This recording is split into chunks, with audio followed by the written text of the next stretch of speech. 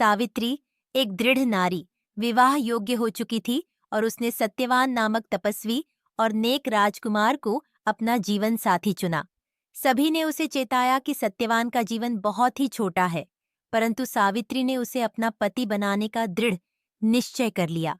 विवाह के बाद सावित्री और सत्यवान ने जंगल में सादगी से भरा जीवन जीना प्रारंभ किया, जो प्रेम और शांति से परिपूर्ण था।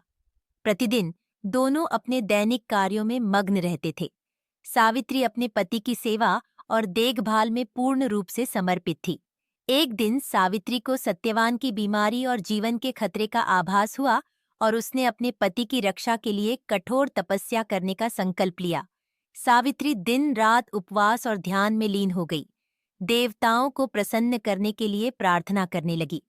कुछ समय बाद यमराज सत्यवान की आत्मा लेने आए। सावित्री ने यमराज का पीछा करना प्रारंभ किया। उसके मन में दृढ़ निश्चय था कि वह सत्यवान की आत्मा को वापस लेकर रहेगी। यमराज ने सावित्री की निष्ठा को देखकर उससे पूछा कि वह क्यों उनके पीछे आ रही है। सावित्री ने उत्तर दिया कि एक पत्नी के धर्म का पालन करते हुए वह अपने पति के बिना नहीं रह सकती। यमराज सावित्री की दृढ़ता और निष्ठा से प्रभावित हुए और उसे 3 वरदान मांगने का अवसर दिया।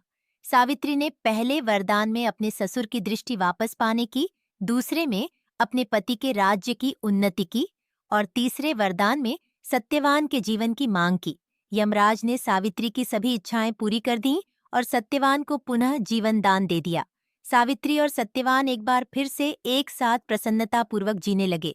इस कहानी से हमें ये सीखने को मिलता है कि सच्ची निष्ठा, धैर्य और साहस से किसी भी कठिनाई पर विजय प्राप्त की जा सकती है।